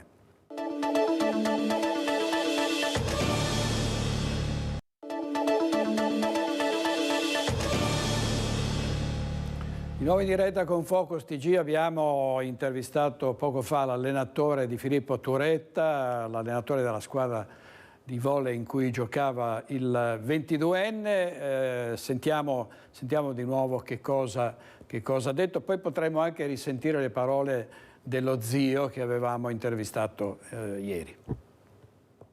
Gennaro Zecchino, lei è il dirigente della squadra di volley Libertas di Torreglia, dove ha militato Filippo per qualche anno fino all'anno scorso. Come mai aveva deciso di fermarsi con la pallavolo? Beh, Filippo ci aveva comunicato verso la fine dell'annata 21-22, quindi a giugno, che aveva delle titubanze se riprendere o meno a settembre. E noi però non gli avevamo dato credito perché lui era sempre stato molto, diciamo, riservato e aveva sempre un po'... e quindi dicevamo dai Filippo, vedrai che poi dopo verrai. E invece no, lui ha mantenuto a fine settembre, ottobre, quando ci siamo ritrovati con la squadra. Lui non si è presentato ai primi allenamenti, l'abbiamo contattato, non è più venuto. Che carattere aveva Filippo? Si dice che era un po' introverso, ma comunque un ragazzo che faceva un po' di gruppo anche. Sì, no, Filippo è stato con noi già da quando aveva 14-15 anni. Ha cominciato a fare sport con noi, praticamente prima non aveva mai fatto sport. E noi l'abbiamo sempre accolto molto bene, perché subito si è dimostrato un ragazzo molto attento, che aveva voglia di imparare, che aveva voglia di fare e quindi ha seguito sempre molto attentamente le indicazioni dei vari allenatori che ha avuto nel tempo, anche se il costante allenatore è stato Luca Lazzaro si chiama, che l'ha seguito fino all'ultimo anno, insomma. Ed è diventato una colonna, insomma, della squadra, ha migliorato moltissimo, pure perché è alto, prestante fisicamente, insomma. Ed è sempre stato, è, perché per me è ancora con noi e spero sempre che torni. È stato un ragazzo durante il periodo sportivo rispettoso delle regole, rispettoso degli appuntamenti, insomma non è mai stato assente così per caso, se era assente era perché c'era qualche problema vero, spesso veniva anche quando non era proprio in perfette forme fisiche, insomma che un raffreddore lui veniva, non era come altri che al limite saltava l'allenamento, quindi era rispettoso dei compagni, degli avversari, anche in partita non ha mai avuto un atteggiamento di sfida nei confronti degli avversari, anche quando faceva il suo punticino maligno non ha mai sogghignato nei confronti degli avversari, semmai si girava verso i compagni, faceva un sorriso e finiva là, insomma. Voi conoscevate Giulia o lui ve ne aveva parlato? Allora Giulia ha seguito lui nella fine dell'annata 21-22, perché ce l'ha presentata verso la fine dell'annata sportiva, diciamo marzo-aprile del 22, quindi l'abbiamo vista poche volte, pure perché era come lui, insomma, una ragazza abbastanza schiva anche lei, insomma. E io poi diciamo che non sempre ero con loro quando alla fine della partita qualche volta si andava a fare una pizza, una bicchierata per festeggiare o per consolarsi, insomma, quindi non sempre ero con loro, io li vedevo all'inizio della partita, durante la partita, ma poi dopo io andavo a casa. Quindi voi non sapevate che la loro storia era finita? Francamente no, io non lo sapevo e quando l'ho sentito nei giorni scorsi ci sono rimasto un po' così perché, oddio, sono sempre storie che a ragazzi di 20 anni, 21 anni, insomma, io per conto mio, insomma, un po' l'esperienza dei miei figliuoli, anche loro ne hanno vissute di queste, rimanendo molto male. e quindi posso immaginare che sia rimasto molto male Filippo, però a questo. Senta, che cosa si sente di dire a Filippo se ci sta ascoltando in questo momento? Guardi, io mi sento di dire a Filippo, è veramente, lo dico col cuore di padre, col cuore di amico, se lui mi considera tale, e di persona adulta che lo ha accompagnato in quegli anni di crescita che ha avuto sia personale sia sportiva, di non pensare a nulla, di non pensare a eventuali conseguenze, qualsiasi cosa sia successa, che torni indietro, che noi gli vogliamo bene. Noi della squadra sicuramente e credo anche la famiglia e tutti gli altri. Mi scusi ma mi sto commuovendo perché è come un figlio, all'età dei miei figli e quindi veramente mi dispiace di sentirlo chissà anche confuso, che non sa dove andare, cosa fare. Ecco, che sappia che da parte nostra, ma credo da tutti, lo accogliamo comunque, gli vogliamo bene e gli daremo tutto l'aiuto possibile per qualsiasi cosa possa essere successo. Grazie. Allenatore di Filippo al microfono di Valentina Visentina. Adesso risentiamo le dichiarazioni della zia di Giulia. C'è qualche Francesco? Allora vediamo, questo è il padre di Giulia, immagino con un'altra parente che stanno tornando verso l'abitazione, non sembrano intenzionati adesso in questo momento. Il padre di Giulia e la sorella di Giulia che è al telefono, probabilmente sono stati dai carabinieri nella caserma locale. Vediamo se ci saranno queste dichiarazioni che sono state annunciate. Ovviamente sono momenti difficilissimi per le due famiglie dei ragazzi scomparsi.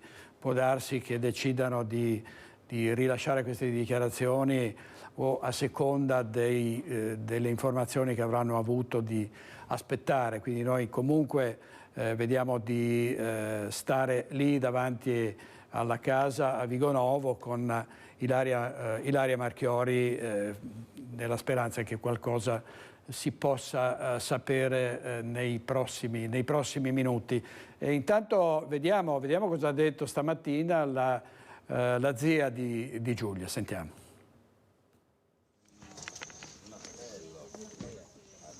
Niente da dirvi più di quello che vi ho già detto. Lei ha fatto un appello nei confronti di Filippo? Mi sento circondata. Sto andando a casa, sto andando dai miei genitori che sono molto anziani e hanno bisogno del nostro sostegno, quindi grazie per quello che state facendo e gli appelli li abbiamo già fatti e continuate a riproporli. Ce li ripeta lei? Aspettiamo i ragazzi e siamo molto fiduciosi nelle ricerche di tutte le istituzioni a questo punto e chiediamo l'aiuto di tutti i cittadini che potessero in qualche modo vedere questi ragazzi, di non temere di fare alcuna segnalazione e quindi insomma di aiutarci a trovarli. A Filippo e Giulia, se ci stanno ascoltando, se ci sentono, chiediamo di contattare i genitori di Filippo oppure mio cognato. Noi ce li andiamo a prendere, di non aver paura, che comunque insomma noi li stiamo aspettando e abbiamo tanta voglia di riabbracciarli. Qualsiasi cosa è successo, non è successo niente, insomma siamo pronti qui. Siamo pronti ad aiutarli. Grazie, arrivederci. Grazie Elena, grazie mille. Ecco, siamo in diretta e la ringrazio molto, in diretta telefonica con Vera Slepoi, psicologa, psicoterapeuta, autrice di tantissimi libri di successo, che studia da anni le dinamiche anche dei rapporti tra giovani e meno giovani che hanno problemi come... Buongiorno dottoressa.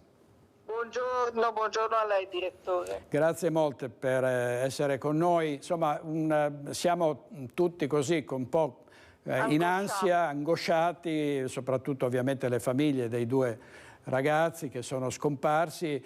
E qui siamo un po' alle solite, sembra la reazione, pare essere stata una reazione, non sappiamo con quale esito, di un ragazzo che è stato abbandonato. In genere siamo abituati a raccontare queste storie con persone di una certa età, cioè trentenni, quarantenni. È normale che anche un 22enne si disperi e possa aver fatto qualcosa di grave? Diciamo assolutamente sì, perché il problema della ferita, chiamiamola narcisistica o ferita del dolore o l'essere respinti, una sorta di ignoranza del sentimento, questo può essere un'introduzione. L'aspetto sicuramente estremamente nuovo e singolare è che non è un femminicidio, non si sa oltretutto se c'è una morte. E in ogni caso si discosta da ogni tipologia, cioè nel senso che di solito la reazione emotiva e violenta verso colui che viene in qualche modo lasciato, e che tristemente ne abbiamo viste le esperienze, le notizie in questi anni, si discosta totalmente, è una novità, nel senso che qui c'è la scomparsa del nucleo sentimentale, chiamiamolo così, questa coppia, questa pseudocoppia non c'è più nei radar da diversi giorni, è questo che colpisce, che angoscia e che ti porta davanti nuovi scenari interpretativi proprio sulle forme patologiche, perché comunque il rifiuto che comporti poi una violenza è sempre una patologia, cioè un'incapacità di gestire le volontà dell'altro. Le soluzioni possono essere diverse, tra cui anche che non sia necessariamente morta questa ragazza, che non necessariamente lui l'abbia uccisa, che non necessariamente sia come noi la vediamo, può essere un rapimento, può essere un qualche cosa che imprigiona questo ragazzo, che chiaramente è il soggetto principale, non possiamo esonerarlo da una colpa, indubbiamente. Questa ragazza non voleva certamente scomparire, doveva laurearsi, aveva tutto il diritto di farlo, però l'altro, che non ha sicuramente un assetto equilibrato mentale, vede in questa relazione tutta la sua vita, che è sempre chiaramente una patologia, che l'altro abbia la destinazione della felicità e dell'epilogo esistenziale, però può essere che ancora non sia avvenuto nulla, e quindi se c'è un ascolto da parte di qualcuno, di questo ragazzo che gira, che vaga, se non si è ancora eliminato, se non ha ancora compiuto nulla di tragico, deve percepire, deve dare la libertà all'amore. L'amore non è costrizione, non è obbligo di essere corrisposti, e quindi se ancora questa ragazza è in vita, che la lasci vivere, la liberi, lasci che faccia la sua vita. Se viceversa non c'è un ascolto, perché già possiamo avere l'altro scenario, che l'ha uccisa e si è ucciso, sicuramente questo però già dovrebbe essere avvenuto, perché quando avvengono questi tipi di suicidi, omicidi, per colui che compie l'atto non è importante nascondersi, invece qui si sta nascondendo. Questo è molto interessante, perché può dare degli spiragli di vita. Io penso che bisognerebbe cercare anche fuori dai confini italiani, perché il Veneto e il Friuli sono molto vicini alla Slovenia, alla Croazia, territori che sicuramente vivono con meno precisione quello che sta accadendo. Guardi, la dottoressa ha toccato un tasto molto importante, perché è probabile, qualcuno dice che difficilmente può avere raggiunto un paese straniero. Scusi dottoressa, la interrompo perché c'è una dichiarazione da Vigonovo.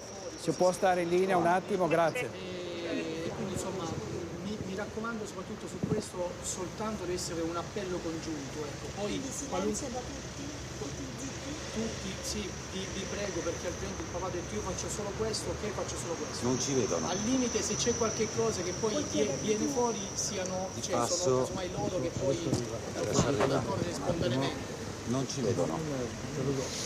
Io siamo in uscita e passo. C'è una rappresentante, il presidente dell'associazione Penelope, che si è presentato ai giornalisti. Se non ho capito male, mi pare che abbia detto, pare che stiano per uscire i genitori, e quindi ha chiesto ai giornalisti la massima moderazione nel non fare domande, nel lasciare a queste persone la possibilità di esprimersi senza problemi. Quindi c'è davvero molto movimento davanti a Vigonovo, davanti alla casa di Giulia.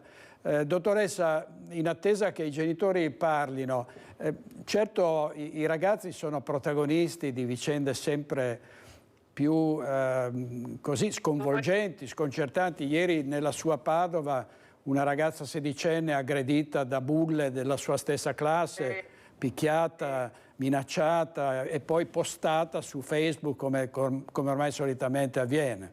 Il dramma che non c'è più un controllo sociale, che piaccia o no, dava comunque la possibilità di un argine a quelle che sono le proiezioni personali soggettive, no? Nel senso, mi faccio giustizia da me, decido io qual è la visione della vita. Il problema è che i social sono purtroppo creano una distanza siderale con la realtà, e di fronte alla realtà poi l'adolescente rimane senza strumenti, senza protezioni. Bisognerebbe prendere molto seriamente in considerazione il ruolo della scuola. La famiglia dovrebbe riprendere alcuni ruoli, perché non è possibile che un ragazzino di 12-13 anni possa viaggiare dentro un mondo estremamente complesso che è quello dei social e non debba essere controllato un minimo sulla propria vita, sulla propria quotidianità. Inoltre, caro direttore, c'è una proposta di violenza molto importante. La violenza viene legittimata come forma di comunicazione, e anche l'amore è molto compromesso, perché molti media, molte situazioni, trasmissioni che propongono la conflittualità e l'amore conflittuale, l'amore controverso, l'amore come dolore, sono purtroppo una deriva che sta sfuggendo di mano. Non è l'amore romantico del passato, ma torniamo all'amore morte, cioè se si ama si deve morire, o se si ama deve essere per la vita. Non funziona esattamente così, quindi sono tutti temi che sono poi il preludio di quello che sta succedendo, perché anche questa visione romantica dell'amore, ti salverò, comunicherò, ti parlerò la parola, di fronte alla mente che si scompone perde di senso. Non è che con il parlare, il convincere o il comunicare noi riusciamo a far rientrare un pensiero ossessivo o una mente che va altrove, che poi vede solo la violenza e la fine dell'altro come soluzione della propria esistenza. Insomma, in altri termini, non si può amare oltre te stesso, cioè non è che l'altro deve diventare tutto il tuo mondo e l'unica fonte di esistenza. Quando questo avviene dobbiamo preoccuparci. Quando qualcuno ti dice senza di te non vivo, è bene allontanarsene immediatamente, perché probabilmente psicologicamente non va bene, non è questo l'amore. Quindi da quello che lei dice, l'epilogo mi sembra purtroppo, io speravo in qualche cosa di diverso, ma da quello che lei sta dicendoci e intuendo, forse qualche cosa sta avvenendo e è avvenuto. Quindi Vediamo adesso di nuovo in regia, passateci le immagini dei giornalisti davanti alla casa di Vigonovo. Vedete che è aumentato il numero, ormai sono in attesa dell'uscita dei genitori dei due ragazzi scomparsi. Dottoressa, lei ha toccato un altro tasto fondamentale. Io ricordo tanti libri, le ferite delle donne, le ferite degli uomini, ma molti altri ancora. Appunto, lei veramente ricordo anche una rubrica sui giornali finegi, Mentalmente, dove analizzava proprio queste c'era vicende. anche lei come direttore. Esattamente. Al Gazzettino, quando ero al Gazzettino, e poi ovviamente anche su altri giornali lei scrive frequentemente. No, ha toccato il tasto dell'informazione. Io sono veramente molto sconcertato da certi programmi, cioè un conto è raccontare un fatto su una televisione locale che avviene in diretta, e quindi però inanellare una serie di delitti, di omicidi, di rapimenti, di violenze, senza nessun filtro, raccontando in maniera così molto morbosa, con tutti i particolari, delitti agghiaccianti, secondo me fa poi assuefazione, nel senso che poi si perdono, come succede sui social, diventano sempre più labili i confini tra realtà e finzione. Sono due schemi comunque diversi. Un conto è la proposta mediatica che annulla la sofferenza e il dolore come qualcosa che ti appartiene e ti può raggiungere, come qualcosa che ti fa solo emozionare. Questo è quello che accade nei media. La parte più complessa è la visione, diciamo, fallimentare della nostra civiltà, perché di questo si tratta, che ha trasformato il sentimento come possesso e come alienazione, non come invece come si può dire, come tesoro sacro, cioè l'amore dovrebbe avere una sacralità, invece l'amore viene trasformato in un risultato. Se il risultato è fallimentare ci si deve uccidere o si deve uccidere.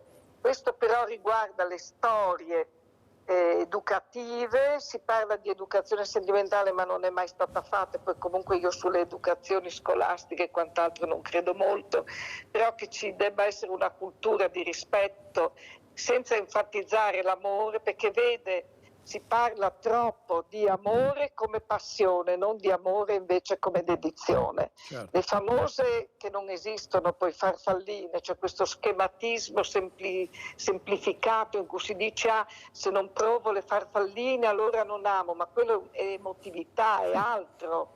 Quindi come vede, se non restituiamo all'amore una sua sacralità e lo lasciamo solamente correre come una forza motrice emotiva, poi l'epilogo è questo e sarà sempre più così, perché poi la solitudine sentimentale, l'incapacità dei nuovi genitori di dare soluzioni, di dare idee, di raccontare i propri modelli sentimentali educativi, crea ancora più problematiche, tanto per dire alcune cose intanto che attendiamo. Certo. Dottoressa, la ringrazio molto davvero della sua disponibilità e davvero complimenti per le analisi che anche in questa circostanza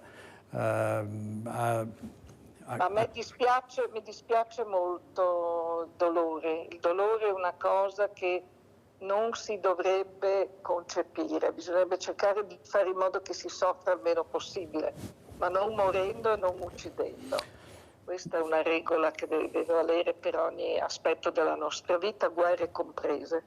E qui la saluto e saluto tutto il suo pubblico. Grazie dottoressa, a presto, spero di averla qui in studio sulle nostre reti quanto prima. Grazie molte, grazie molte alla dottoressa Vera Slepoi, psicologa, psicoterapeuta, una delle professioniste e delle specialiste più note in Italia. Intanto ancora il capannello dei giornalisti davanti alla casa dei genitori di Giulia, casa in cui ci sono anche i genitori del fidanzato Filippo, l'ex fidanzato, perché ricordiamo che la relazione tra questi due ragazzi si era interrotta piuttosto bruscamente, erano rimasti amici, sabato sera sono andati assieme a Marghera e ecco, credo che mi dicono che si sta muovendo qualcosa. C'è Ilaria Marchiori che segue questa vicenda fin dalle prime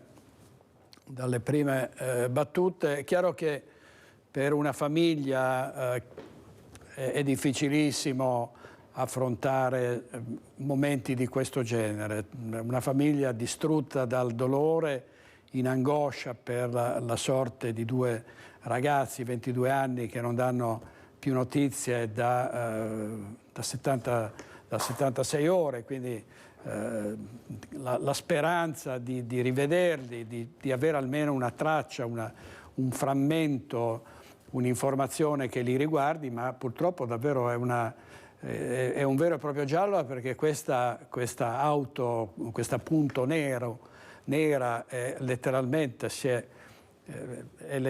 sparita dalla scena, e non si capisce dove possa essere finita, per cui abbiamo sentito prima il collega Federico Fusetti dal Cansiglio, perché lì si stanno concentrando le ricerche dei carabinieri, così come anche in Alto Adige. Intanto la regia continua a mostrarci immagini dei due ragazzi. Io direi con Francesco Ceron, sempre in attesa che compaiano i genitori dei due ragazzi scomparsi, direi di vedere la questione delle case di comunità Nur-Sind. Andiamo avanti, perché comunque nel frattempo riusciamo a darvi conto di fatti importanti che sono avvenuti, che stanno avvenendo qui in Veneto. Vediamo, questo è un servizio sulle ULSS, sulla protesta del sindacato degli infermieri. Vediamo.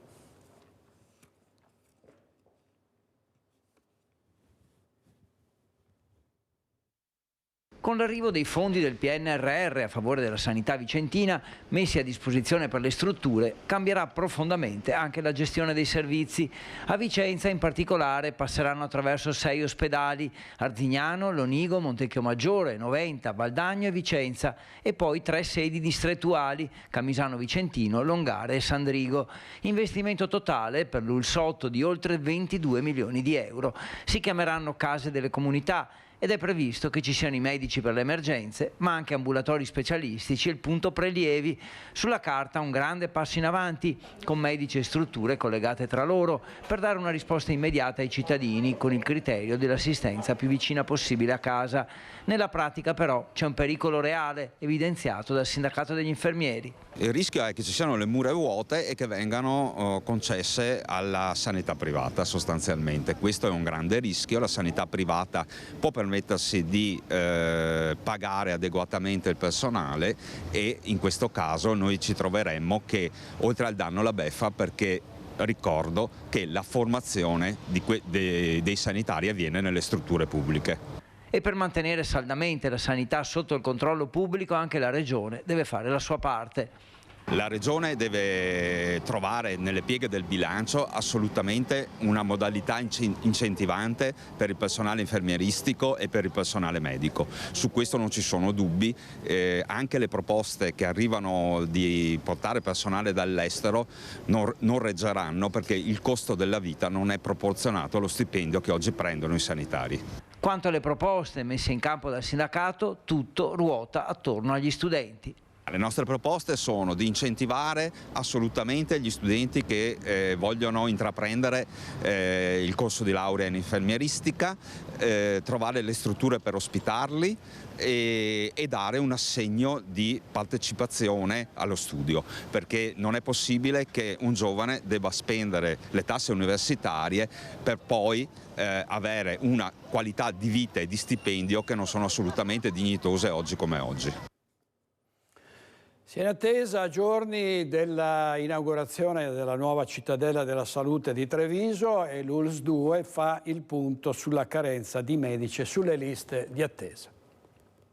Con la nuova cittadella della salute di Treviso pronta ad entrare a regime nelle prossime settimane, c'è un nodo sul quale l'ULSS 2 lavora ormai da anni, ed è quello dei sanitari, che pagano una carenza di professionisti che ha origini lontane nel tempo. Lo spiega il direttore generale dell'ULSS 2 Benazzi, che ripercorre le tappe che hanno portato all'attuale situazione, ad iniziare dal patto di stabilità dell'allora governo Monti tra 2010 e 2011, che aveva stabilito un tetto di spesa pari ai costi del 2004, meno 1,4%.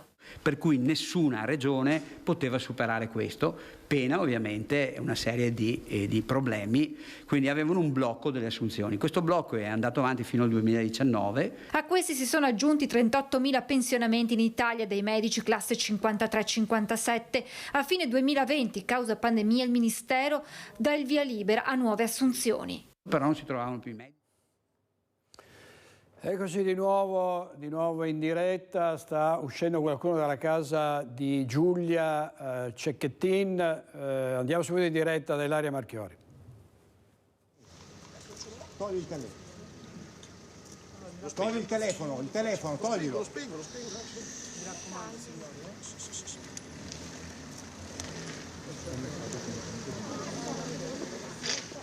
Aspetta, mettiti giù un attimo. Allora, siamo qui per fare un appello, non risponderemo a domande, vi diremo solo le informazioni essenziali. Il nucleo operativo sta continuando a fare delle indagini, finora purtroppo non ci ha dato notizie né positive né negative, ma la dispiegazione di forze è imponente. L'appello che facciamo è chiaramente quello ai ragazzi di contattarci o di tornare spontaneamente, non sappiamo dove siano esattamente, e chi li vede di contattare o le forze dell'ordine, il 112 o comunque i numeri che sono girati.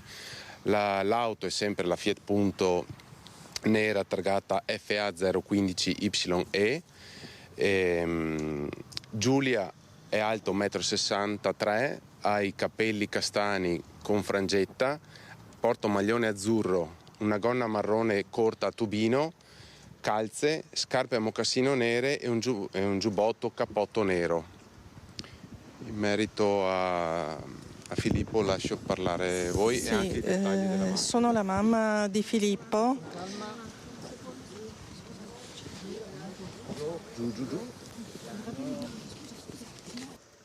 Sì, sono la mamma di Filippo e niente, volevo fare un appello a mio figlio perché sono giorni che non lo sentiamo e perché si faccia sentire, ci dia notizie di lui e della Giulia. Siamo preoccupati e vorremmo che ci contattasse e qualsiasi cosa sia successa noi lo aspettiamo, gli vogliamo bene a lui e alla Giulia e che ritornino, vi prego tornate. E niente, volevo anche dire Filippo è alto 1 metro.